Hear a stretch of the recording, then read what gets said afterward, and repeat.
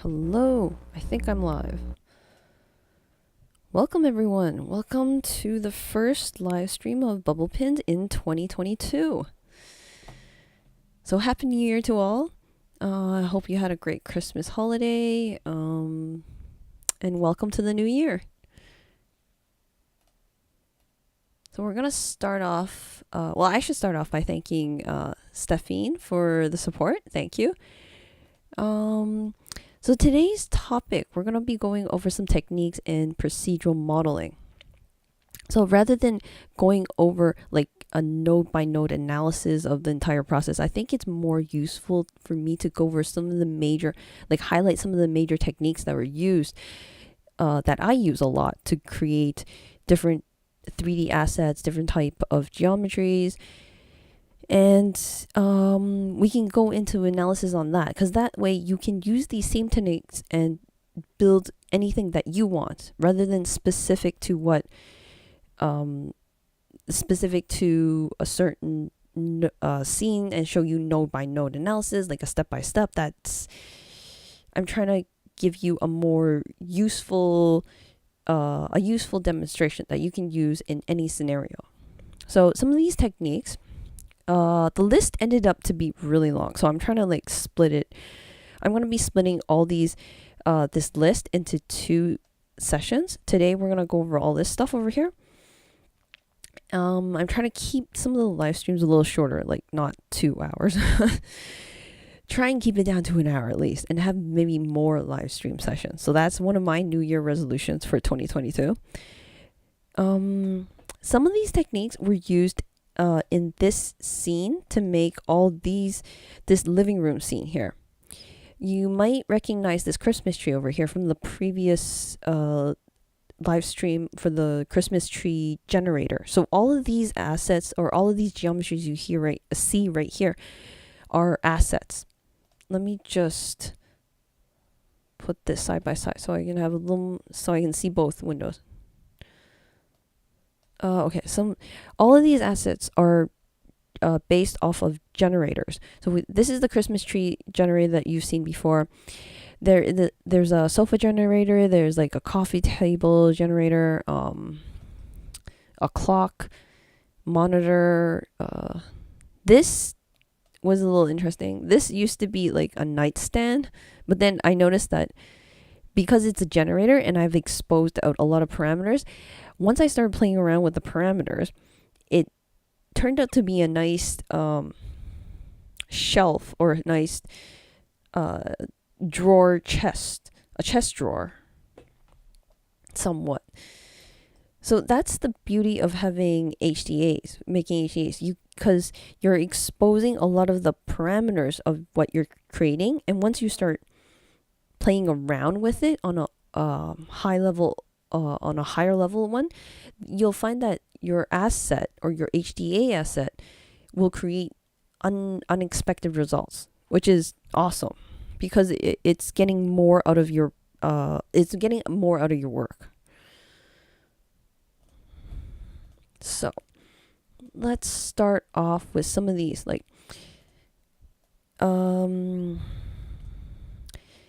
so we're going to start off with iteration and repetition. Let me just come over here, and I'm just going to grab it off here. So I'm going to have a more simplistic look.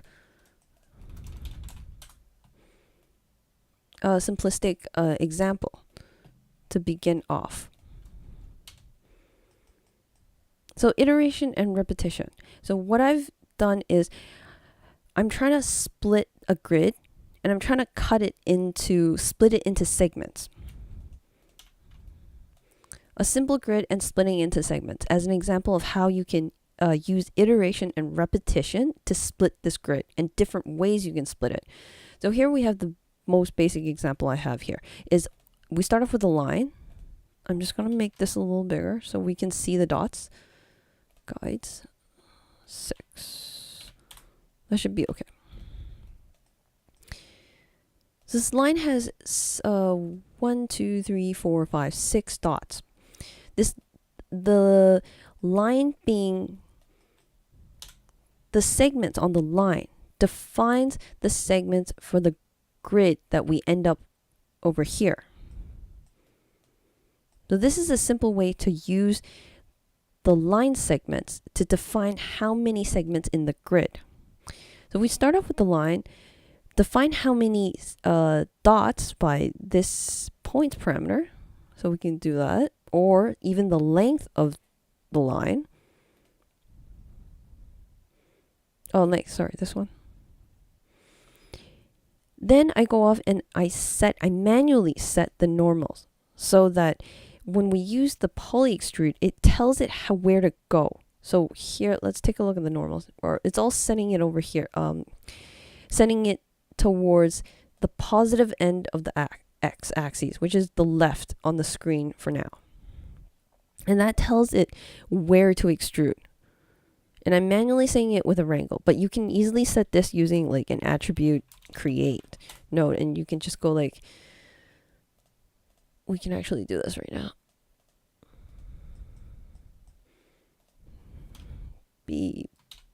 N point class, and it will be a vector, and it will be, I believe it's in the 100. So 1. Default is 000. Value is 1. I'm going to do this, and it's the same thing. So here we still have the normals pointing to the left. Same as this. Take out the template. So you can easily do that with the attribute create. I just find it much easier to use a wrangle. But this is a very simple way of creating or splitting the grid into segments. Now we can control the segments by controlling the line points. So if I wanted, right now there's 1, 2, 3, 4, 5 segments, or this grid, this plane is split into 6 pieces. 5 pieces with 6 points. So if I want more pieces, I can just increase this value. Let me see.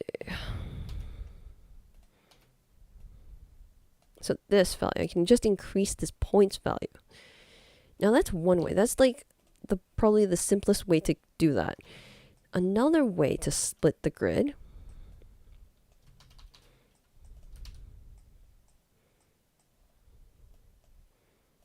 just want to align these. Okay. Now we start off with the grid. And I'm manually cutting this by using the knife. So the knife node is used to cut geometry. And when you cut it, you'll get new topology. So this is a more manual approach. So if you drop down a knife, you know what? Let me show you manually. Let's do this. Okay, here, come here and click, press enter. Now we get this widget. Now, if you pull this up here, if you pull this guy up here, and you pull him in that direction,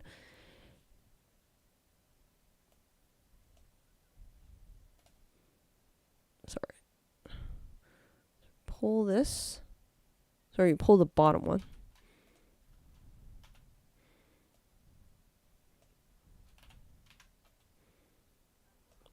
And pull that up. So there is a small little widget here.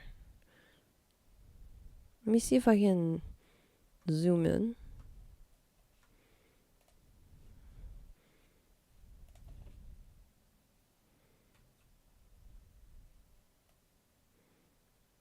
And hopefully you'll see the line that gets created on the side over here.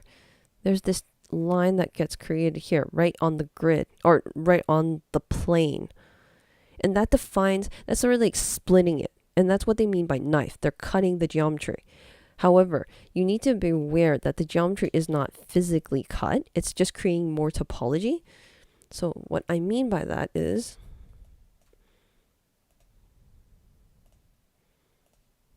if I pull this out, it is attached. It's still welded on.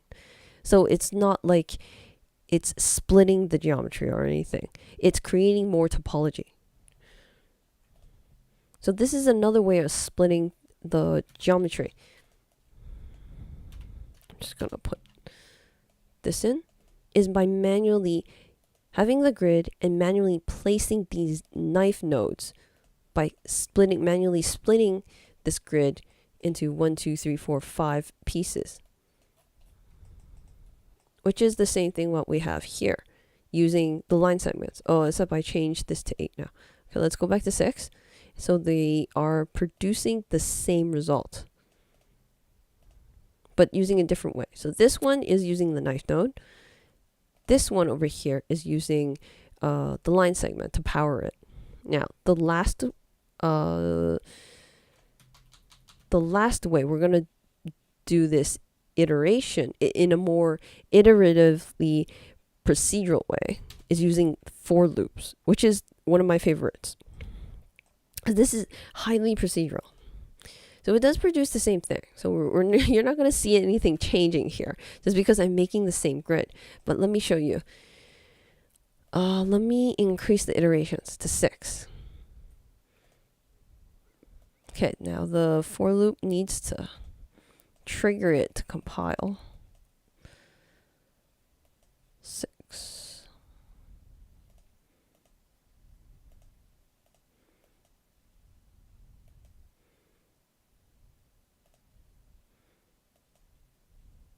Iteration.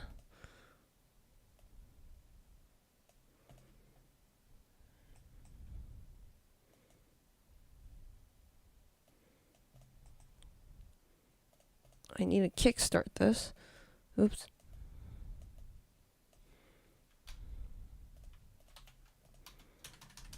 Give me 1 second.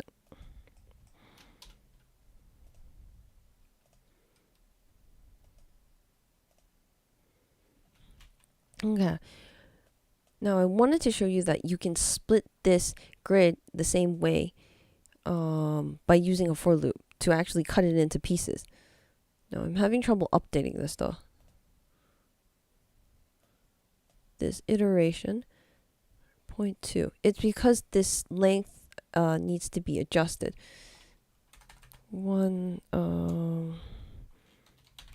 Sorry. I will have to add this in because I will explain just 1 second what I'm doing. dx size divided by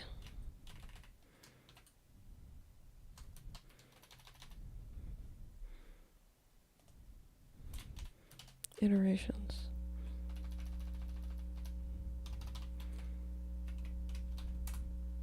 Okay, there it goes.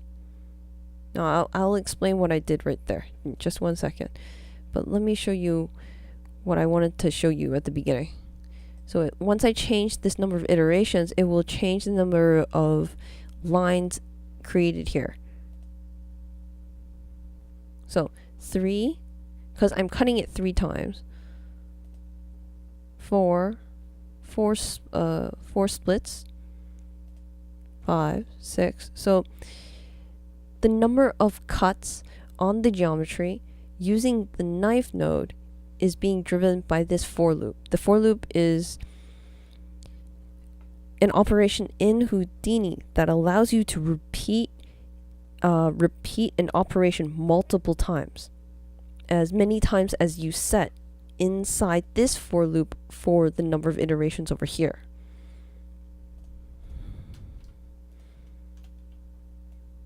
So this number or this parameter defines how many times everything in here, all this stuff here gets called. So everything in this orange-ish block, let me give this a color. Let's give it orange.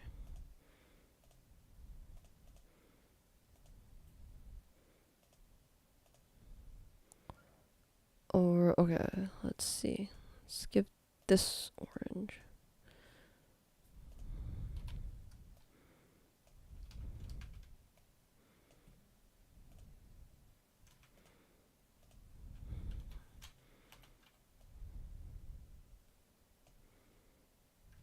Okay, everything in this orange block here is being called 7 times because we're defining the iterations to be 7 right here. And that's how many times it's going to repeat everything in this block. And whatever goes into the block is defined by you. You can put anything in it. Right now, I have a knife. I have a knife node here, so it's going to cut the geometry. And how many times is it going to cut it? It's going to cut it 7 times because that's how many times it's iterating through this loop. It's how many times it's going to go over this loop. Once, twice, 3, 4, and so on, all the way to the number that you define here.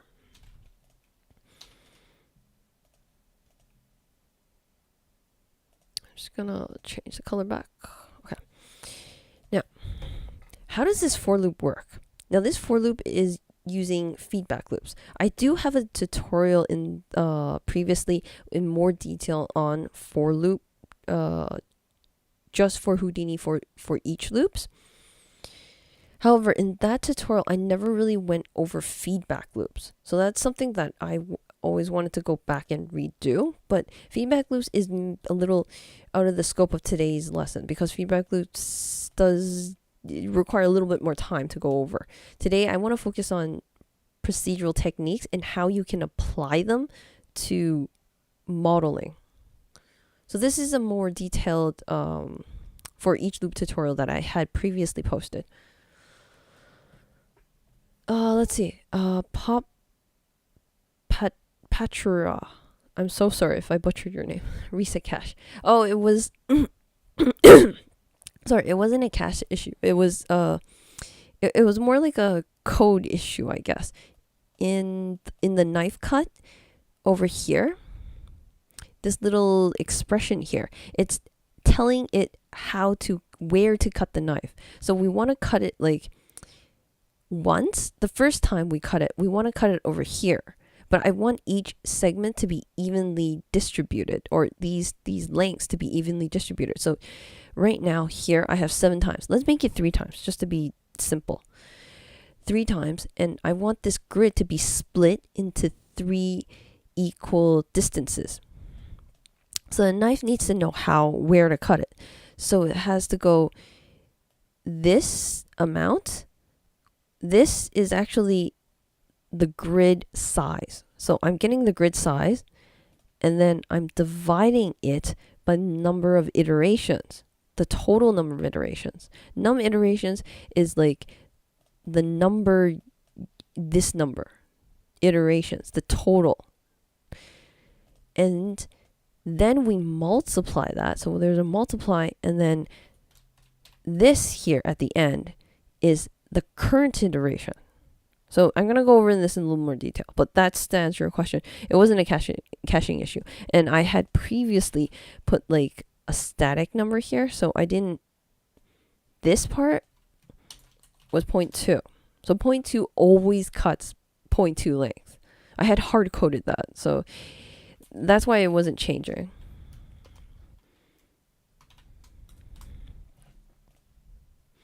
Now I'm just going to go over that in just a bit. Can't you use edge loop and then dial in the divisions? Edge loop. I never thought about that. Let's give it a try. Edge loop.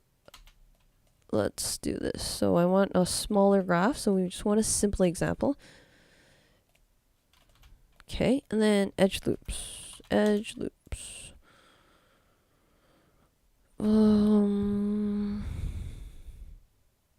Oh, do you mean subdividing it? Are you referring to subdivision? Here, like this? It's because it has that cross. If you do mean subdivision, I didn't want this cross in the middle. So that's why I didn't use this. You could, and there is other ways to do it. Like you could resample it as well, and you can get stuff all around.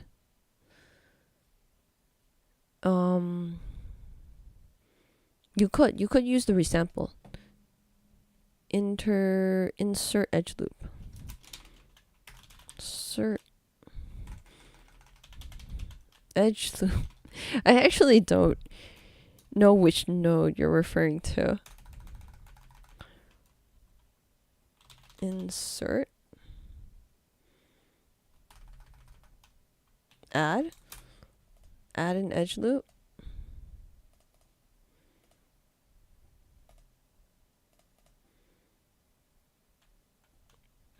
Not sure. There's many ways, but there are many ways to do it. This is just a way. This example is just to demonstrate how you can use for loops iteratively to iterate and repeat an operation. So I try to simplify it as much as possible because this may not be what you use it for. Like the knife node was just a simple way to demonstrate how many different techniques you can use this to create other geometry. So I'm thinking that you may replace this over here in the knife with let me think, like a rubber toy. Let me think. Let's see. Actually, I do have an example. Here. I use this repetition iterative example to create this simplified bookshelf. So this is a more of a realistic application of that technique. So let's take a look. So here we have, I feed in a simple box. So I start off with this simple box. This is the shape of the bookshelf. And that allows me to define the dimensions of the bookshelf. So here I also have it, like, I have different parameters. So this is the bookshelf was based off of a bookshelf generator that I was creating. So there are certain parameters available to be tweaked. So here I have like this switch here that allows me to turn the bookshelf around,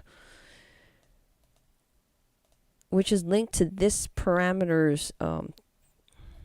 Let me put the output here. Pop this up so I can have this on the side. And let's take a look. Let's turn this guy around. So there used to be books. There's supposed to be books here, but to simplify the example, I've taken the books away. So some of these parameters might look weird for you. This turns, once you enable this option, the bookshelf turns around. So in case this is what you wanted. Like if I've exposed different parameters out. But the example that I wanted to show you is how the iteration or how the for loop iteration is useful in creating this bookshelf geometry. So here we have this face. So I've split off this face. So let's template the original dimensions. I think if I put this back to light, might be better. I think this is better. Not sure. I think the dark one is better. But I will get rid of the grid because I think those lines are getting in the way. Okay, I think that's better. Okay.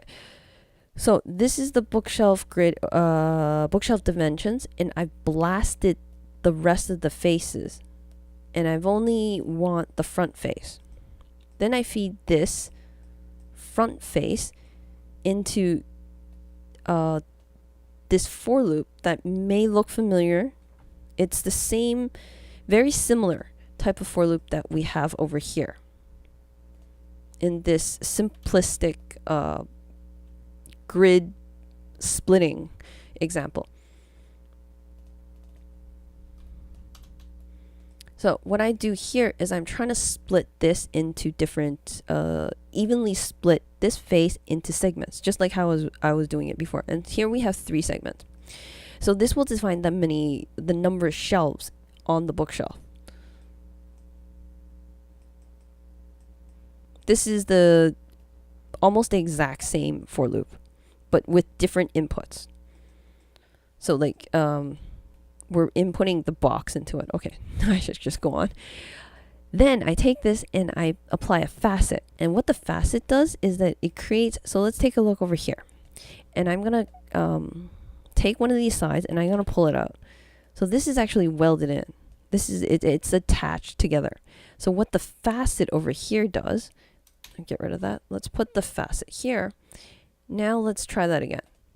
Let's pick the middle one. Let's move it out. And it's actually separated. So that's what the facet does. It actually turns each face into its own geometry, or it's unwelds the geometry. And what we can use that for, I have another for loop, but this one is a lot simpler. This one just iterates through each primitive or each face, and it shrinks it. So you'll just see each face shrunk. And then what I do is a simple poly, an extrude it in, and hope you're probably gonna know what else I'm gonna do is like a boolean to cut it inwards, so you get the shelves. So this is a simple example how this for loop or how iteration can be applied in procedural modeling. I mean, you don't have to have this knife. You can use other ways, other operations. The knife was just a simple example that I could think of to show it to you.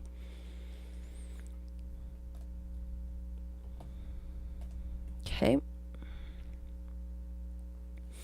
Now this for loop, there's one thing I wanted to add to this, is that this for loop does use a feedback. So the gather method over here is a feedback by iteration, which is something I never showed how to do in this tutorial. So it's something, if you want a more in-depth analysis, I will be posting that a little later, maybe in a couple weeks to come.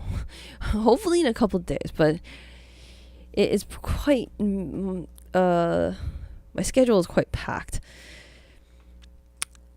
So I will give myself a little bit more room and say maybe a couple weeks. I will post a more in-depth tutorial on how to use the for loop feedback, because it is a little bit complicated, but here I'll just give you a quick overview. What the feedback does, because we've always used in the simplistic, let's go back to the bookshelf over here. This is probably a more popular use of the for each loop, is merge each iteration. So it just, you feed it in, it merges everything in, and that's that's a simple way to use the for each loop. The feedback is different, and the complexity comes from the first iteration, because the feedback here, what are we feeding back? We're feeding back the result of each loop. So this loop is going through this orange block, and it's going over it 3 times.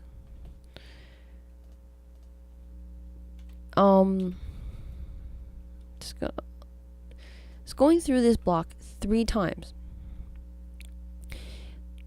and it's taking each time it goes over it, it takes the result, or the mini result, not the final result, like the mini result, and it gives it back to the loop, the beginning of the loop.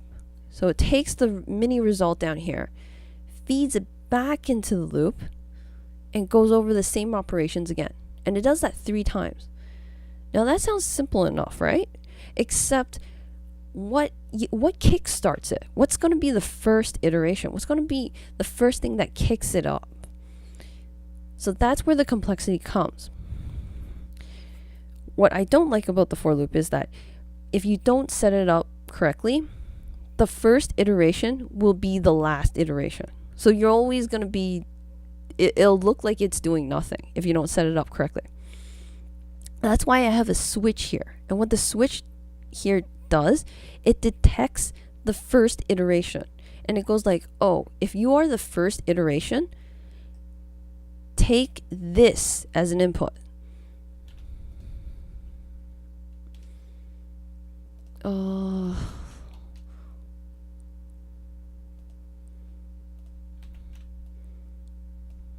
Take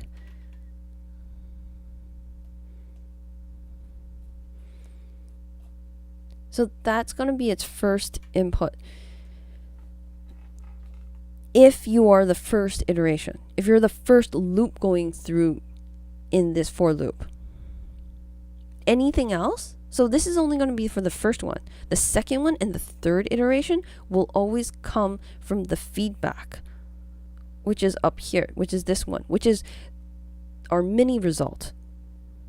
Not the final result, but the mini result. Whatever after you go over whatever they hear, and then the second time, the third time, it'll just keep feeding it in. But the first one, we need something to kickstart it, and that will be the initial input. That's the grid, the grid without splittings. So there's this perfect grid without lines going through it. That's unsplit. So that's what's going to be the first input. That's why I needed a switch here. So that's what the switch is doing. This is a switch if. So this is doing is switch, use second input. Switch if, use second input when all conditions are true. I mean, you can choose anything else, but let's stick with this. All conditions are true. What conditions? Well, okay, test the input. Test what? Test spare input 0, which is what they have here. Let me clear all this.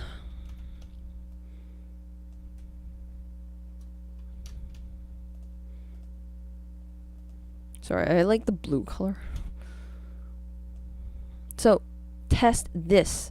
This is the spare input that they're talking about. The spare input 0. Now, once you have this plugged in here, well, let me remove it. I don't know if you can see. There's like a slight orange dotted line here. So once you remove this, that line goes away. So that's the spare input. So we're going to test this. And what is so special about this node over here? Let's take a look in the geometry spreadsheet. Highlight this node. Come over here, click the details. Bring this up. Now, this has special data. It tells us what current iteration it is.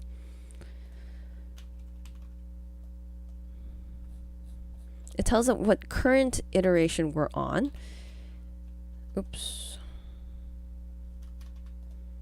It tells it what current iteration we're on, and it tells it what total number of iterations. So that's what num iterations is here. It's the total number of iterations, which is 3, which is what we have,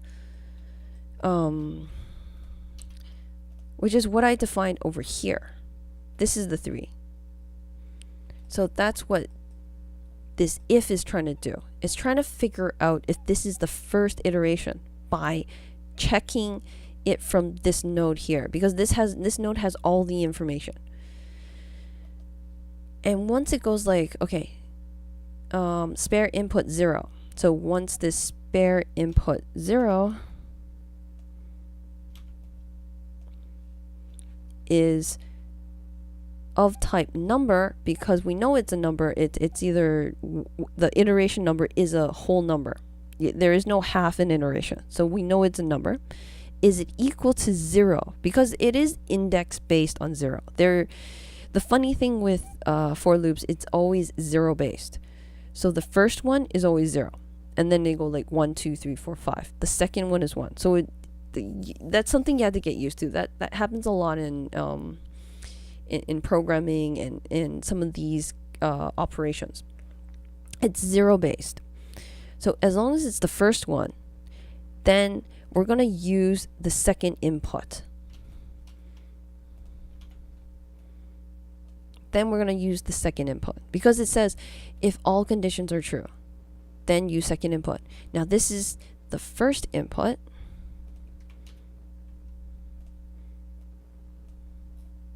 That's the first input. So this is our second input. So the second input, let me move this over. So first input, second input. So we're going to be using the second input, which is this guy, this grid, the initial unscratched, unmarked grid.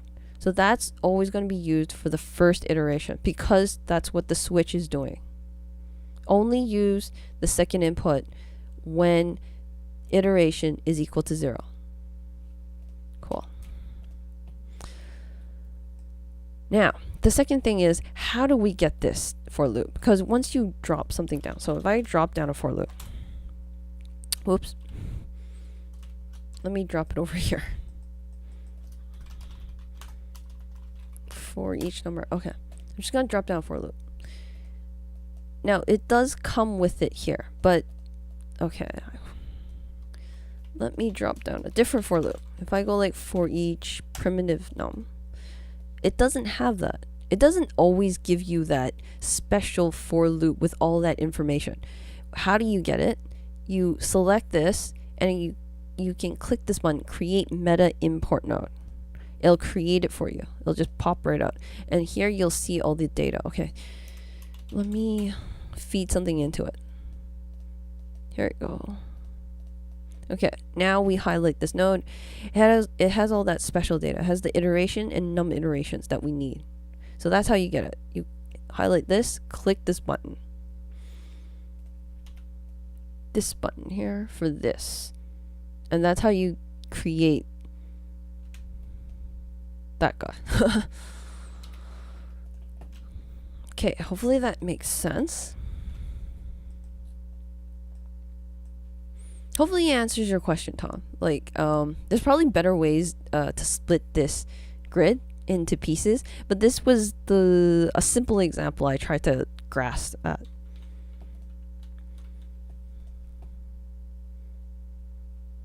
Okay, the next thing I wanted to go over is distributing and instancing.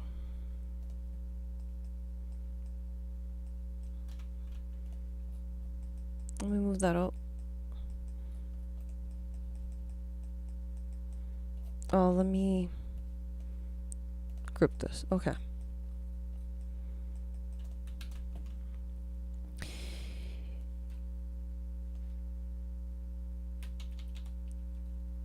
Distributing and instancing.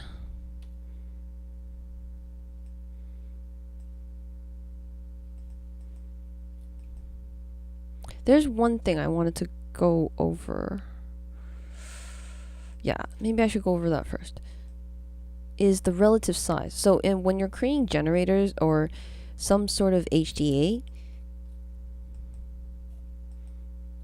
it is handy to know what you'll be using to drive your result, or what parameter you're going to be using to drive your result. So here I'm going to have this rubber toy here. He's upside down. Here we go. And then we have this grid. So this rubber toy sort of depends on the size of the grid.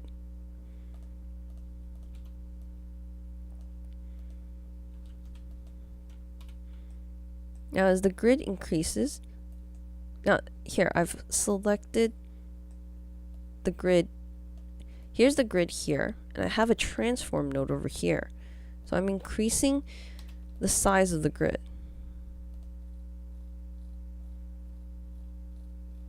by changing the uniform scale of the grid. Now let's see this guy. As we increase the size of the grid, the rubber toy grows as well. So it's proportionally growing with the grid. Now this is useful. Okay, before I go over that, why did I have a match size here? Is that I wanted to match the size first, like get it into a uniform size with the grid. So say I wanted this rubber toy to always align to the bottom of the grid and then grow with it. So here I can use the match size. We can also translate it. So none here, none here. I just want to align the bottom here.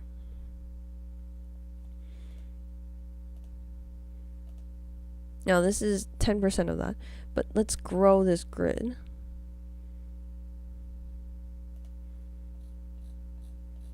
So I may have an asset that this rubber toy is always really this 10% of this length of this grid. So this might be like a wall in your asset, and you have like a character in the corner that needs to always be relative 10% height of the grid. And the only thing you want to change is the grid, and you want everything else to stay 10% the height of the grid. So this is what I mean by relativity, or how to drive the scene. What would be your main thing that you want to drive it with?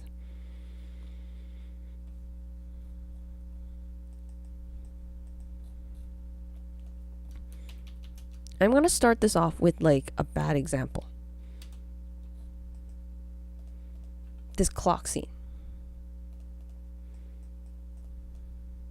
Come into the clock. So this is one of the HDAs I created for one of the assets in that living room scene, is the clock on the wall. Well, I'm going to change the width of the clock, but the width and the height is not set as it's not relative to anything. So let's see what happens. So you can see what happened, like it's getting out of proportion.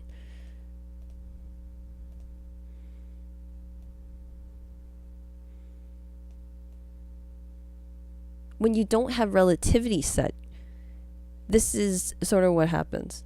Because when you change the size of the clock, nothing else is changing. There's like nothing to drive it, and the clock becomes like, this is not going to be very useful if you're creating a clock generator and you do this and the clock doesn't change with it. Like you're gonna have to like adjust everything else again. So the generator becomes less flexible and a little more tedious to use. A better way would be to have all the elements of the clock driven by the size of the case of the clock, like the size of these two parameters of the width and the height that we're setting. Then to have the clock automatically update. So hopefully that makes sense. How important relativity is. Hey Jojo, you made it. Now that sets me up for the next part, which is the splitting and distributing. So let's start off with a simple example, which I use resample. So I use that same rubber toy. Now position it in center, so we need the grid. Pop this back in. Okay, so this is getting popped into the center. He's already in the center though, because I did match him on the center. So let's remove this. So he's out in the open. He's super tiny and he's not aligned on the center. Like he's right in the center, but I want him to sit on the center, like on the ground, like how he was before, really. Then I take the grid. I take this grid. Let's show the points, and I resample the grid. So I want to place the rubber toy all over, instance the rubber toy all over around the outline of the square. So I use copy twice. Let's remove this. Now let's make this guy a little smaller. Or the grid a little smaller. Sorry, this. So fine. So this is one example why relativity was important, because that this rubber toy was always 10% the size of this grid. It allowed me to instance this rubber toy along the outline of the grid, all over the outline of the grid, and align him up nicely so that all of like he fits, is because of this 10%. And if we ever wanted to increase the grid size, so if I go over here and increase the grid size, it doesn't matter because this rubber toy is always not 10%, it's now 5%, sorry. Should really update this. It's 5% of the grid size. So that's how having one thing relative to another comes in handy. Because when you get into more complex things like this may not be, you might not think this is useful. Because this is a very, very simple example.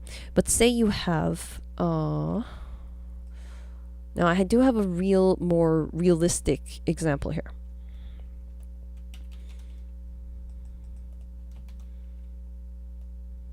Is outlining a bunch of street lamps. Instancing about a bunch of street lamps around a block. So say the square is now like a city block or a building block, and you're trying to put street lamps all around that block. So that would be more useful of this.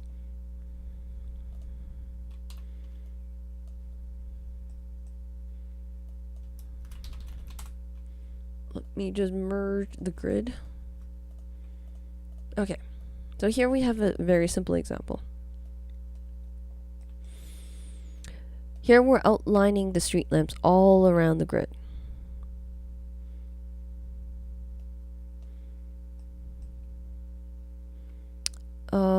Now the normals was set manually with a wrangle. And the way I calculated the normal, so this tells it what direction to face. So I wanted the street lamps to all face inside. And the trick was here to find the center position. So the center position of this grid is in the middle. Let me zoom in just a bit.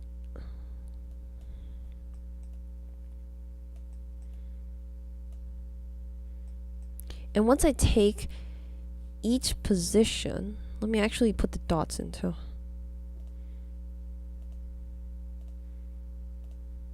No, not the dots of that. I want the dots of this grid here.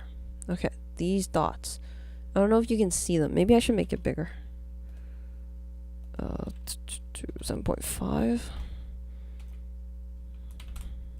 Okay, it's a bit better. These dots. Now I'm taking the position of the dots and I'm subtracting it to the center. What you get is a line to the middle, which is this line over here, which is what I'm trying to do here. The direction, I'm trying to figure out the direction, which is P. P over here is the position of the dot, of these little dots, minus the center. Minus the center, that will give us a direction.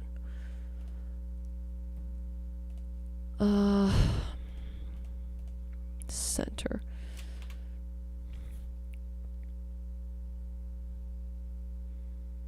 P minus center, that should be, direction should head this way.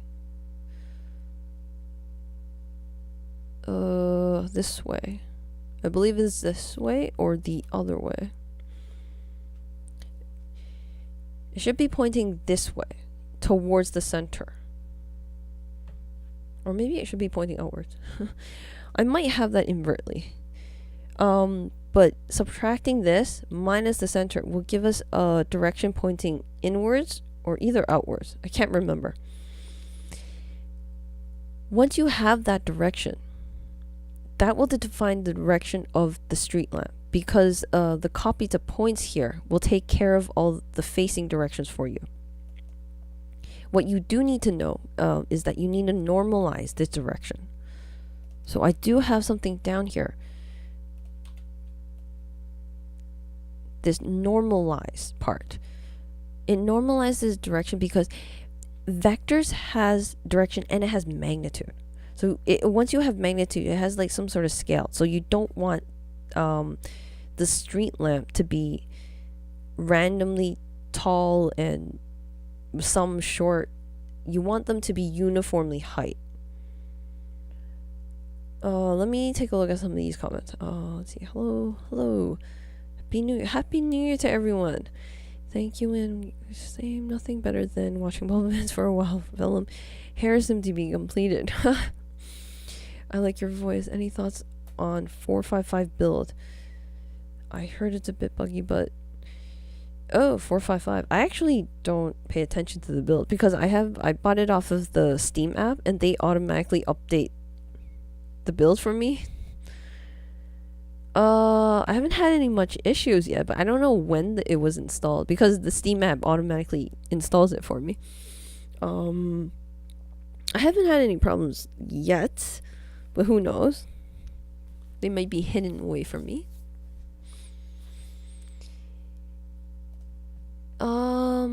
In order to illustrate what this normalize does, I'm gonna like comment it out and maybe it'll give me something funny.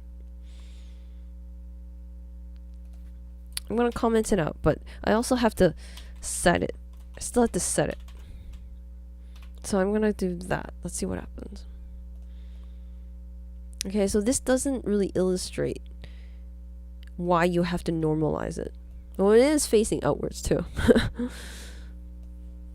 So P minus center. This line over here will give you a direction the other way.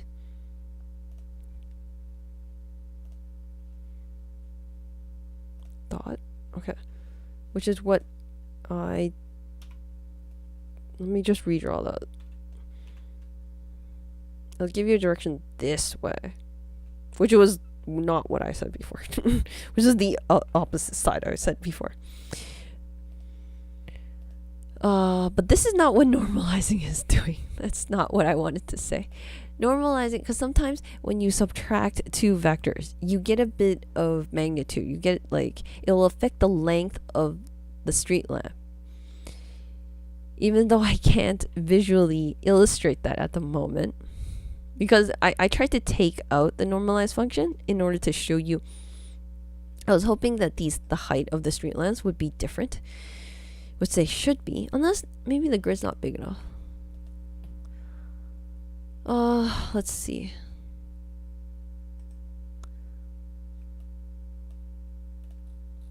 No, it's still not happening. But sometimes you may get a discrepancy in the height. So if you do this, if you do use this and to define your normal directions, just be aware that sometimes you do need to normalize it. And by normalizing it, it will make all the normals the same height. Or because if you're defining your normals, you don't care about the length. You just want the direction. So just keep that in mind. I'll try to find a better example. Let's so that's one example of how instancing like this, how this technique of instancing is useful.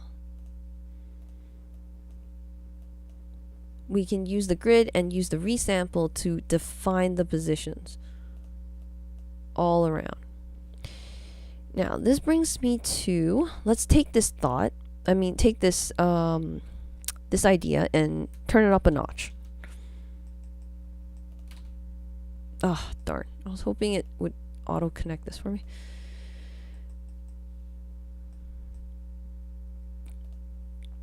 Let me just connect it here. Okay. Now, let me figure out some real estate. Okay, let me move this down. Move this down. So I'm reusing the same rubber toy. I'm reusing this rubber toy. He's down there. Take out the template. Okay, here's our little 5% rubber toy. Oh, because I changed the name. That's why it didn't auto-connect. Oh, never mind. Anyways, now let's use that instancing and turn it up a notch. Now I'm going to define where the dots are for this grid. No, let's turn it back to 0. Okay, subdivide them. Cool. So we start off with a grid, the same type of grid. Nothing in here.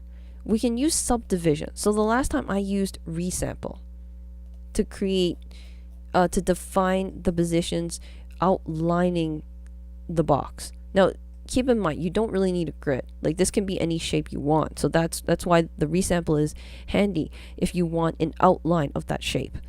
This time, we want to like a grid-like pattern. So we have a simple grid, like, I don't know, who knows.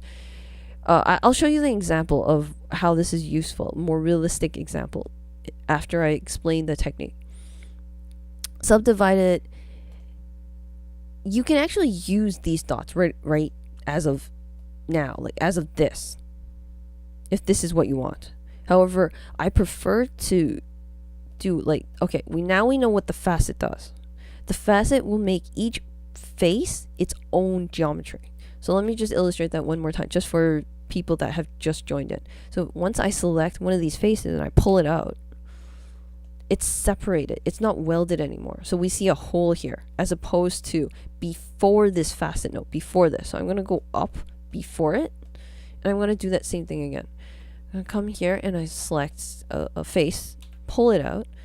It's actually welded, so there's no hole. It's actually welded in. So that's what the facet node does. It separates each face into its own geometry. Now, given that you have to actually enable it, so enable this unique point. Let me get rid of this. Let's see. Now, back to the example. I'm taking each primitive. Blast. Connectivity.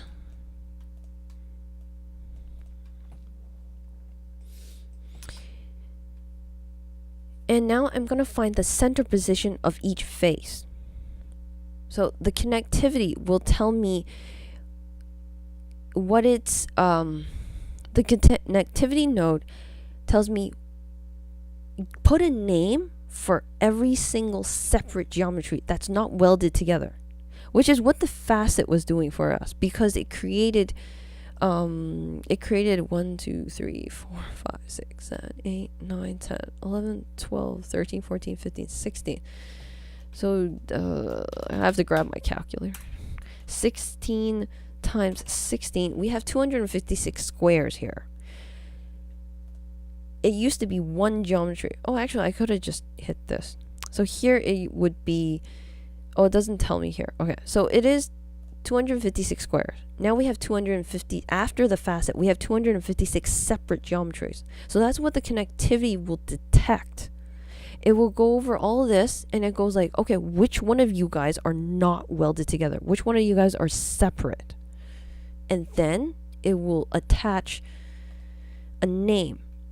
So in this connectivity, I've told it to attach a name to a name attribute to each primitive right here.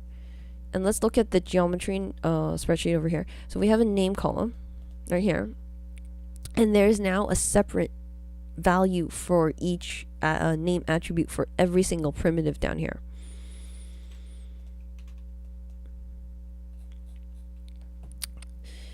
So that's what this connectivity does, which is just giving each face an individual name or a unique identifier. That's what we're going to be using. Now I'm just going to go over this example, and I'll take a look at the comments. Let's extract the center of every position of the square. So let me get rid of the grid. It's getting in the way. Let me template here. Template. Extract. So you can see now I have a dot for every single square, which is what I want, which is exactly what I want. Now I can use the same copy to points. So we're now going to copy the rubber toy to every single part, to every single square now.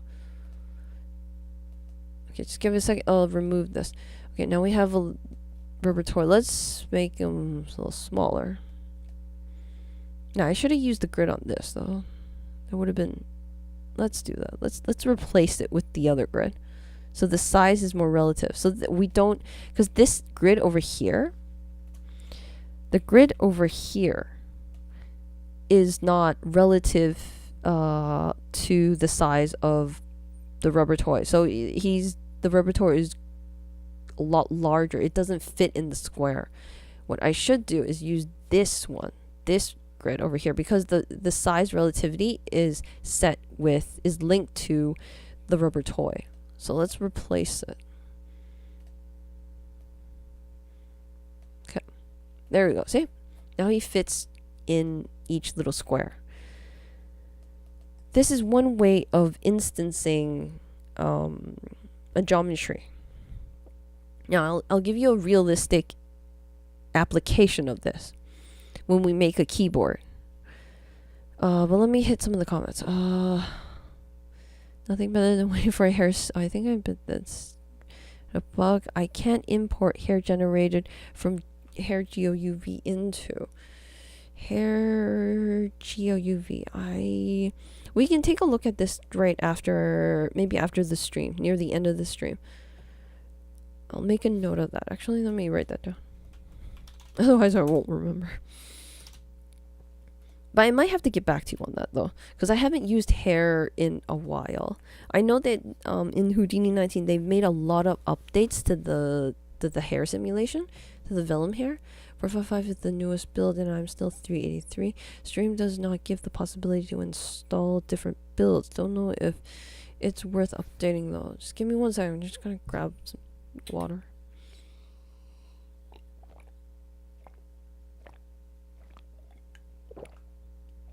How's Karma Room? I don't use Karma. I use Blender. I know, old habits die hard. I should really start looking into Karma. Give it a try then. Not happy, then roll back to the old build. I hate installing restart. Me too. But on the other hand, sidefx are making updates frequently, means they are not lazy. Give 2 different builds than I have. Keep. Release, but realize that if you search. Oh, okay, I think this is a conversation. And that I've been using for 5. Okay, so this is a conversation. Let's continue this off. One more thing before I show you the real life example of how this is useful by building a keyboard. By using this technique to build a keyboard, is that I wanted to show you this. I used the new curve node to draw this heart, which is super easy now using the new curve node in Houdini 19. So we have a heart. Convert it to a geometry, because this right here as a curve is simply a NURBS curve. So we do have to convert it into a geometry so we can actually use it. Now I have this switch. So let's take this. Right now we still have that grid with a bunch of rubber toys. Let's switch it over to the heart. So nothing has changed. We're still going over everything here. Give it 1 second to load. I hope it doesn't crash. There we go.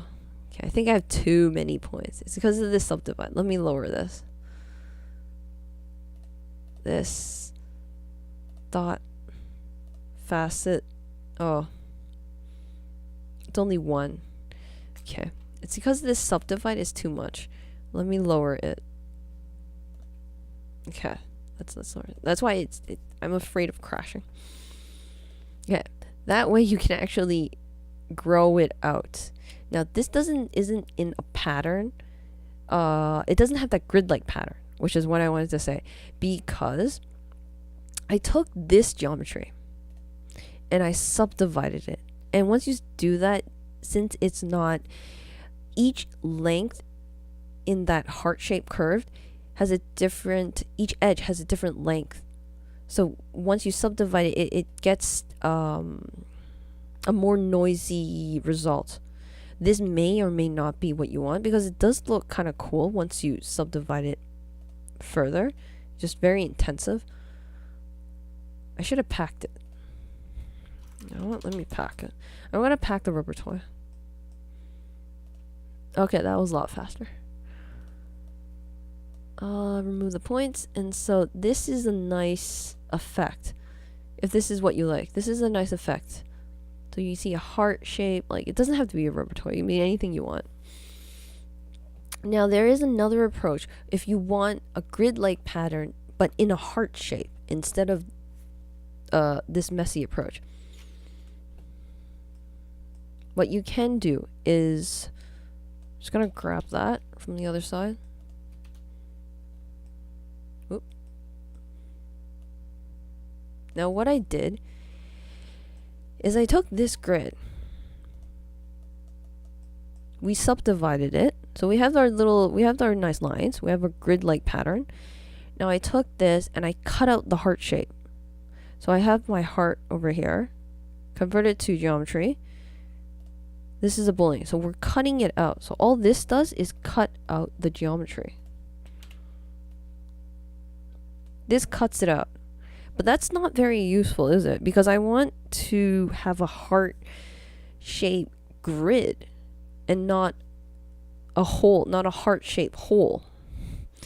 So we do need to apply the boolean a second time, like another boolean down here. And you can see that the grid appears in a heart shape. There's no so I used this as a cutout on this. So what happens if you take this geometry and you cut this? You get this. Let me put them side by side. I think that would help.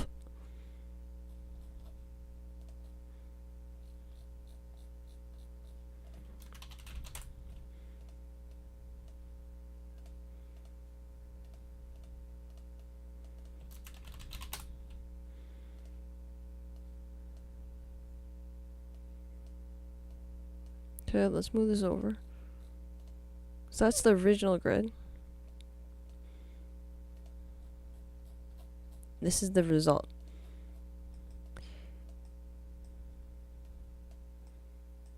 So what I'm doing here is I take this geometry here, our original grid, and I'm subtracting the cutout. So I'm subtracting this guy. Oops.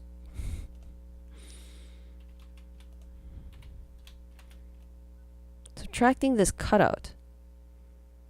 And then we get the heart as a result, because we're taking all this part that we don't want. First, we need to identify what we don't want. This whole shape, this whole, the heart hole that we have here is what we don't want. We actually want the inverse of it. So we take this and we subtract it from our perfect square or perfect grid. And that's what tells the boolean what we don't want. And we end up with what we want, because it's either the heart or it's like the scrap paper that you see over here. So once you subtract one of them, you'll always get the other one. I hope that makes sense.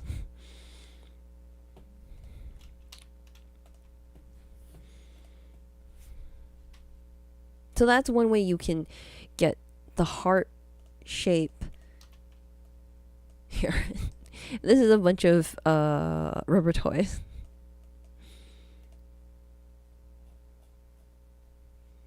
This way. This looks way better. That could come in handy for Valentine's. Okay, now for a realistic example. How can we use this technique to build something realistic, like a keyboard, which is my next example. Using that grid, so now I'm going to lay down a grid again. I'm going to use that same technique, same node, using the facet node. So I'm going to make each face here separate, its own separate geometry. Here. Oops. Click this, and then note that you need to have this enabled. You need to have the unique points enabled, and then each face here becomes its own separate geometry. Then we use that old, the same old connectivity to find each separate face geometry and label them. Label them by attaching a attribute class to it. So let's go to the primitive here, and we have a class right down here. So that's what this connectivity is doing on the primitives. Now, this time we're gonna turn it up a notch, and we're gonna actually use the for each loop. We're gonna feed that connectivity information and feed it into the for each loop. And what are we going to do with that is that I want to iterate through every single face, every single primitive here, and I want to go over every single one of them. And I'm just shrinking it, really. But I wanted to show you how all these techniques can be used together, can be used, like I showed you how to use this for loop isn't using feedback. It is merging it, but you can mix all these techniques into building something even bigger. So that's what my goal is, to show you, to demonstrate tiny techniques that you can use in a greater picture.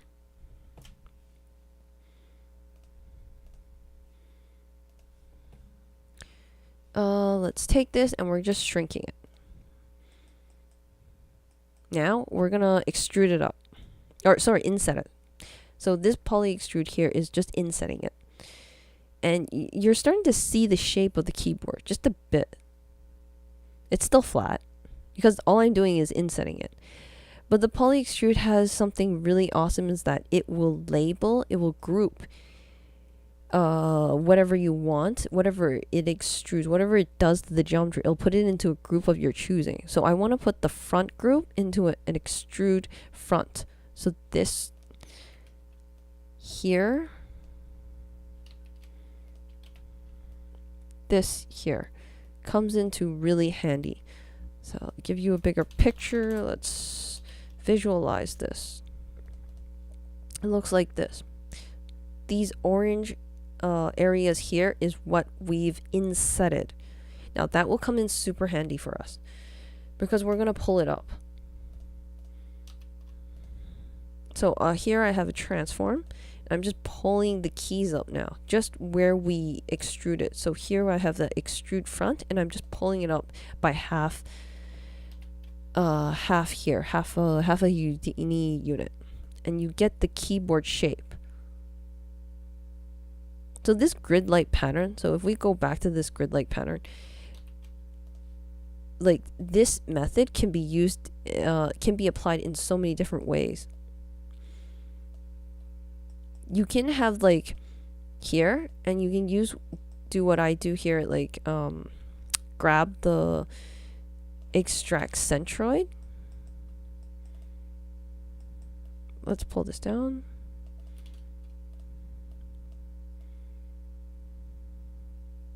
So we're gonna have to update this because it was name here. This is class, so let's update this and put class. And I'm gonna stick the rubber toy. Just gonna show you how this can be used. Okay, let's copy to points. Copy to points. Let me make this a little smaller. Grab this rubber toy. I'm gonna copy it on all these points, like what I did before. I need to be a little bigger, so let's put down transform, because it's not linked. This grid over here, this grid over here is not linked to this rubber toy, because this grid is linked. Sorry, this grid is linked, but I'm not using that one. So let's manually make him bigger, just for the sake of simplicity. Now what I'm trying to do is put the rubber toy on top of the keys, so you can get one of those like key caps that Twitter has been bugging me. Now we do have to move him a little higher though. And there's another trick to this too. Let's do a match size. Let's move this rubber toy keycap and move him to the height match, align him to the height of the keys. Match size, I don't care about the X, I don't care about the Z, I just want the Y. So I want to hit the min to max. And so he's on the top. So we have a bunch of rubber toy keycaps. Now this might be a little much. So what we can do is, after you extract the dots, you can actually delete them. Delete some of them. Let me take the loop, lasso loop, and I'm just gonna, I just want these ones. Points. Sorry, points here, lasso. Okay, now select it. Okay, enter. Delete non-selected. Let's merge it back. So we have keycaps in the middle.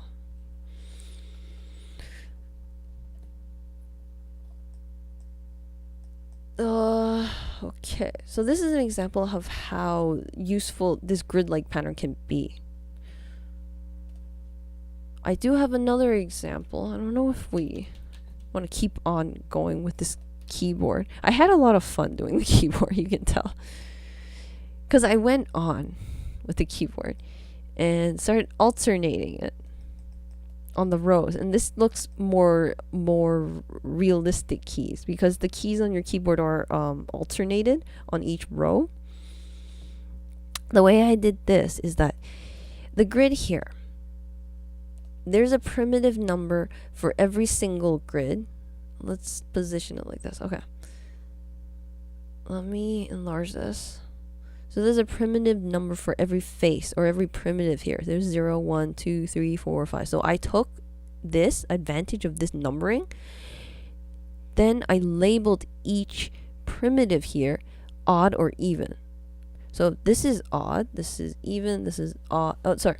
This is 0's not, I guess it's not really odd and even.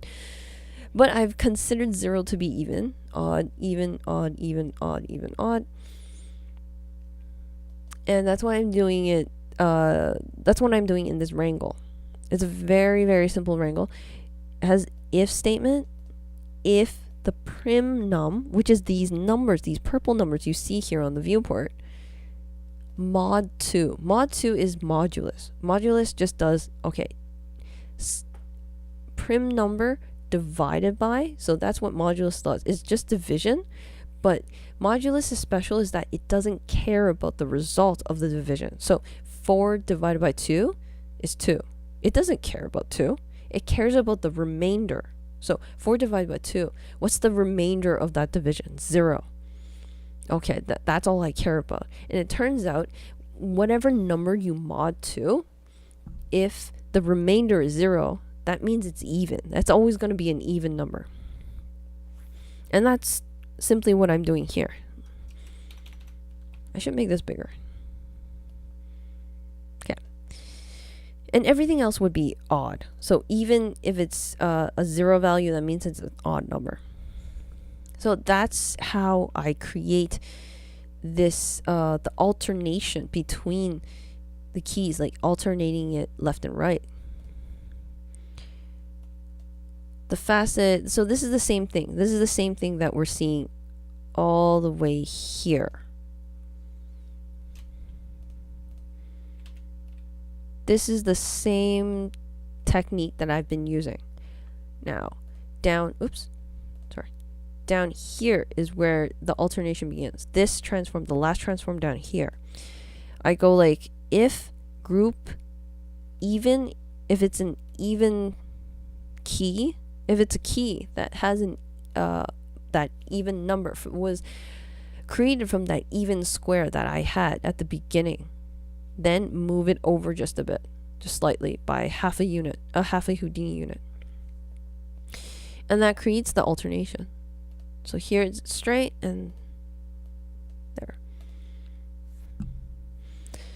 Aware of that. How do you bring your stuff to Blender from Houdini, and what expects or suits you better in Blender? Oh, I use the Olympic export. I actually have another tutorial on that. I can give you a quick link. I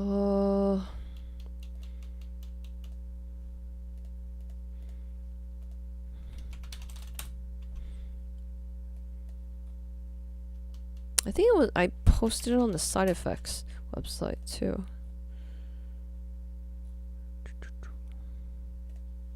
Yeah, that might be a bit easier.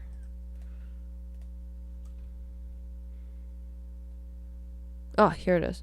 So if you go to the sidefx, oh, you know what? I'll just open it up. It's over here.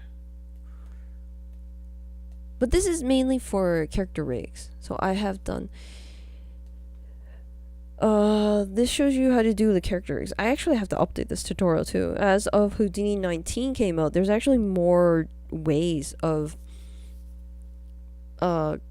porting your character rig from Houdini to Blender, and the blend shapes. There's a new node in Houdini 19. What was it called? Blend shapes? No, it was add blend shapes. This is the one. These two here. So these two nodes are, I believe they're new. Oh, that didn't happen. Here, this one. This node. I believe it just came in Houdini 19. Either that or I might have missed it. Which allows you to attach blend shapes to a character rig. So that's something new that I didn't know before. So that's not covered in the tutorial that I told you about in this one. That's not covered in this one because this was pre Houdini 19. That's something so I do need to update this tutorial and maybe make a new one. This makes it so much easier because I was always relying on a Blender add-on to manually attach the blend shapes in a very convoluted workflow. This makes it so much easier. It's on the to-do list of topics to talk about. Let's see. Oh, the last thing. Okay, we're almost there. I might have to even cut this short. I thought I could finish all this in one session. I was dreaming. We're right here right now. I'm just about to talk about how this point instancing can be used to power or to create pyro simulations. So that's where we're here. I might have to go over the Vellum simulation next time just because it's an hour and a half. And I was dreaming to think that I could fit this in an hour. So let's quickly go over this to finish it off at least.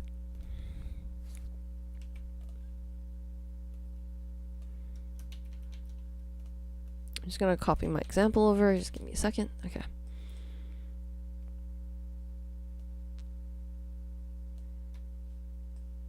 Rubber toy. Oop.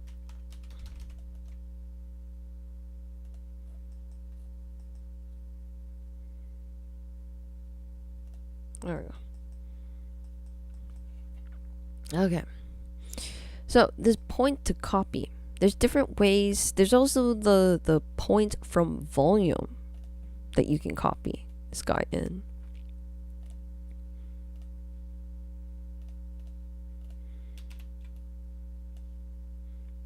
Oh, let me switch it over.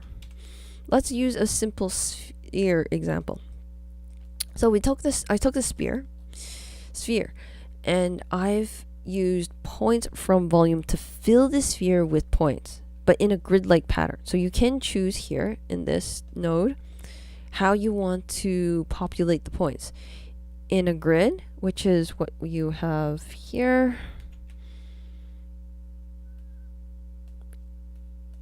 In a grid or in a tetrahedral, which is very grid-like to me. I stick with the grid. You can do a dense grid, sparse volume.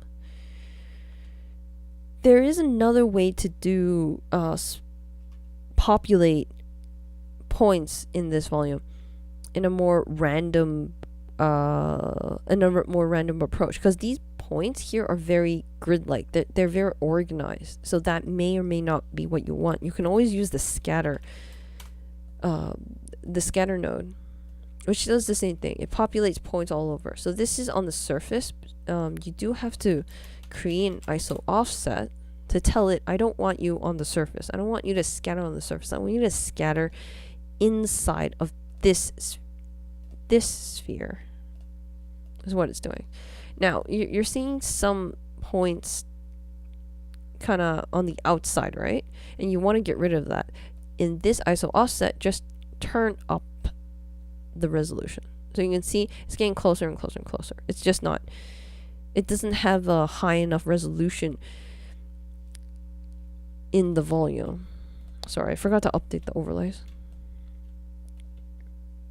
So in this resolution, just turn this up and you'll see that it gets tighter and tighter and gets more accurate estimation of where the sphere is in order to precisely populate the points.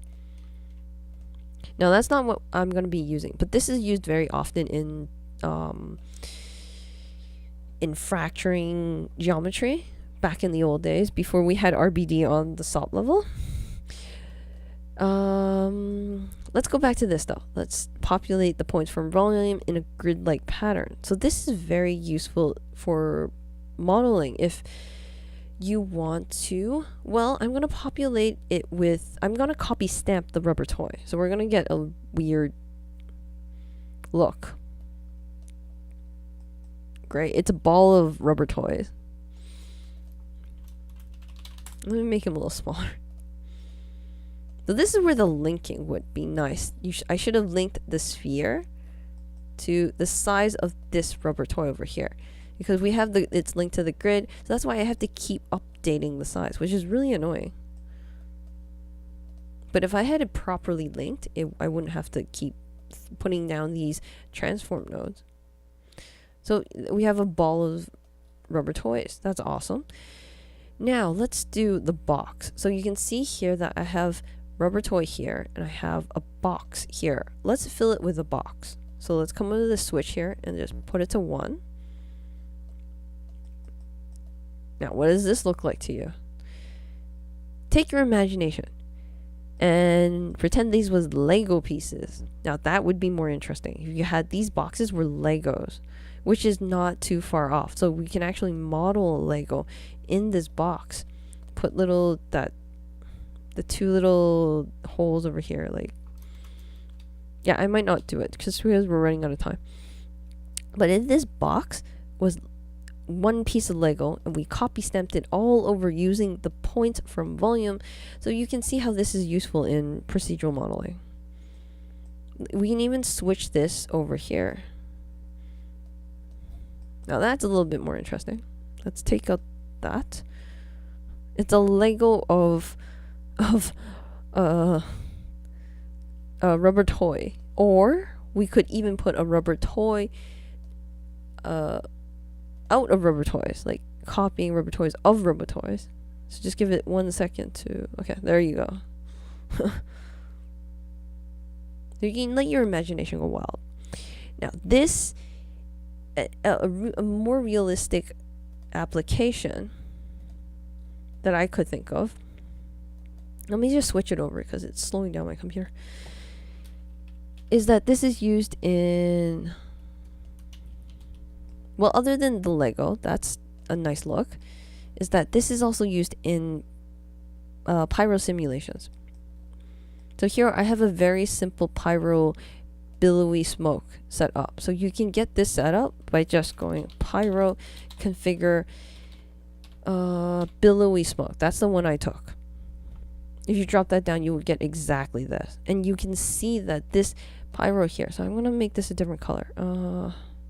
Green, I don't know. Here is a torus. This turns it into points. So we have a bunch of points here. Then it has all that pyro set up all the way down here. And then if we mark this down, it will simulate into that billowy smoke. Now let's replace this pyro source with what we've just seen. a point from volume node, which is what I've used over here, this point from volume, in order to populate points within different shapes, within our sphere, within different shapes. Then I manually attach the attributes, like the density, the p-scale, and temperature. I manually attach these attributes to the points. Group them, because that's what this pyrosource was doing, and I'm going to replace it. So we're not going to use the pyrosource. Let's ignore this. I'm replacing this. And let's see what we get. It's the same thing. So this was like the old way of doing it before sidefx started making life super easy for everyone and automatically doing it for us.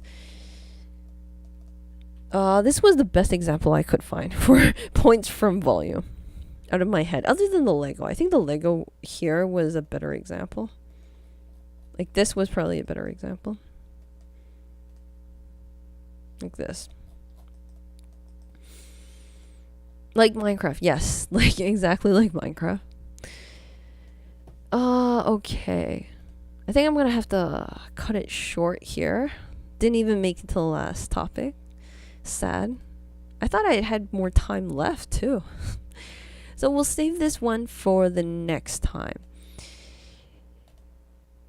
Which is too bad because the pillow example was really nice, and the scrap paper. So where I used Vellum. Let me show you a sneak peek. Why don't we do that?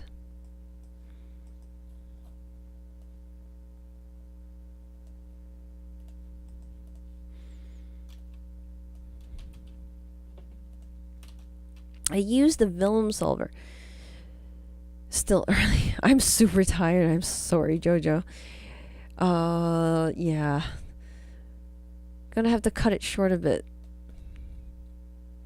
It's not even cutting it short. I just talk too much. I was aiming for an hour. We're already like over an hour, and I'm not even done, which is not surprising, I guess. So, anyways, a sneak peek for the next time. I'll give it a second to load. Okay, so I had this really quick cutout of a rubber toy, and I stitched them together like a pillow. So I flattened this rubber toy and stitched them together like a pillow, and then welded them together using Vellum, and then blew them up to show you that you can use Vellum Solver to procedurally model pillows.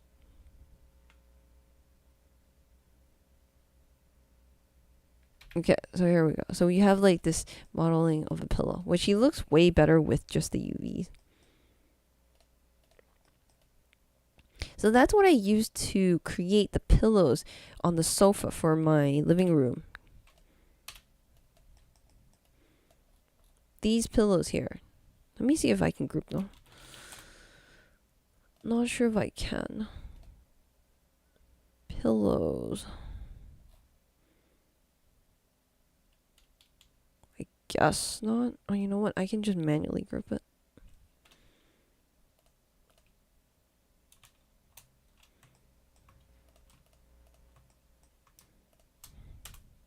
So these pillows over here, let me,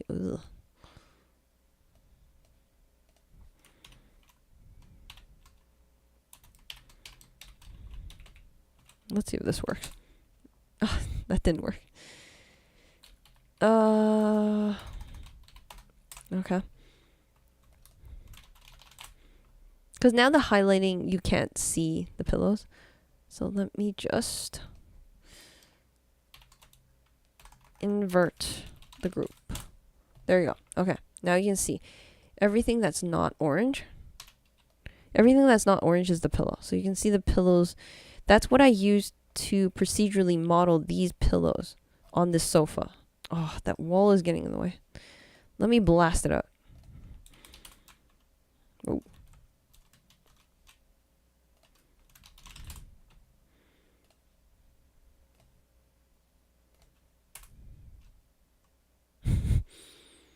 Now the window's in the way.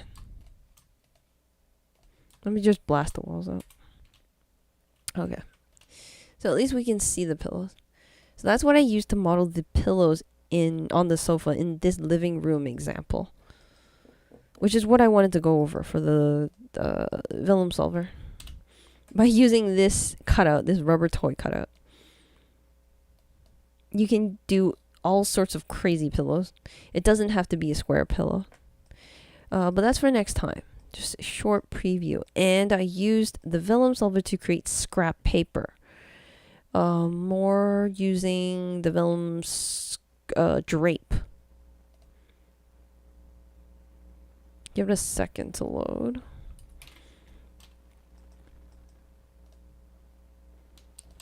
Okay, let me turn the textures back on.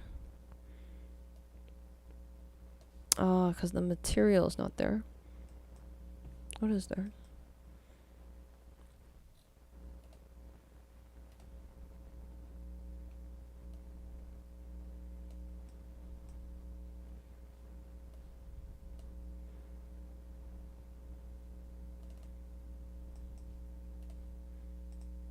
Let me put this material on because it really illustrates it once you have that in.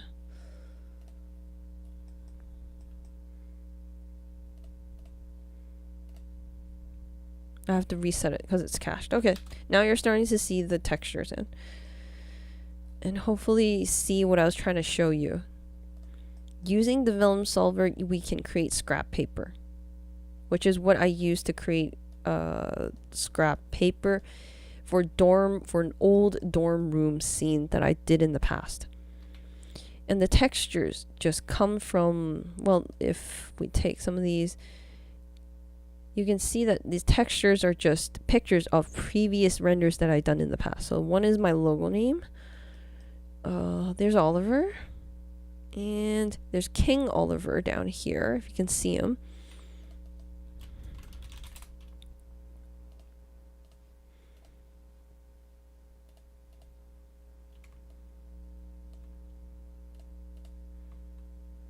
Believe it's this one. Which one's King Oliver?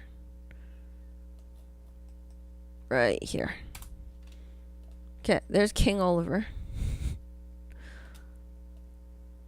All crumpled up. And all hard. So it's low poly for a reason, just because it's scrap paper. I'm trying to make that feel that you're, writer's block and you're just crumpling the paper and throwing it on the floor. That's what I was trying to go for. Cool. Okay, so that will have to be for next time, though. That's a short preview of the Vellum simulations and how it can be used in a more procedural modeling way. And we also got more techniques to come. As for, I will post a more detailed tutorial or demonstration of the feedback for loops for the iteration repetition. So that will probably be like an edited tutorial and not a live stream, just because that one's a little complicated. I feel like I need to really do it like with editing, and it's probably going to be a for loop itself. I'm probably going to be stuck in a for loop just explaining that until I get it right. So that's definitely something like a more in-depth analysis of the feedback for loop will be pre-recorded. The trash is your previous render. That's kind of depressing to see. The trash is, yes, I know, crumpling up my logo name. So sad. But I didn't want to do new renders. I thought this was a good way to illustrate the use of Vellum, how Vellum solver can be used at the cost of crumpling up my prized possessions. It's fun. But thank you for that, Kovac. I hope I got your name right.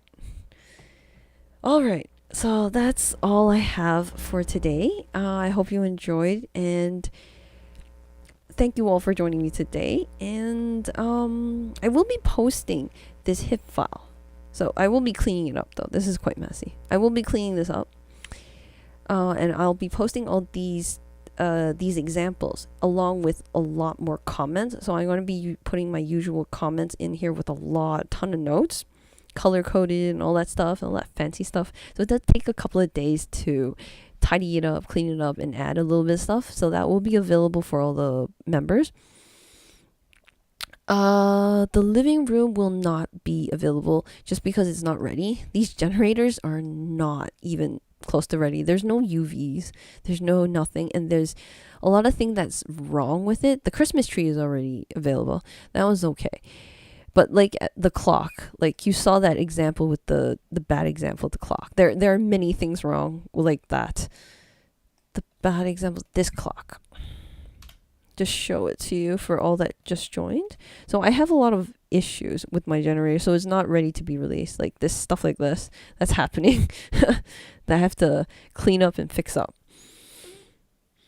So that's all I have for today, and thank you all for joining me. Thank you, Jojo. Thank you for coming. And happy Houdini.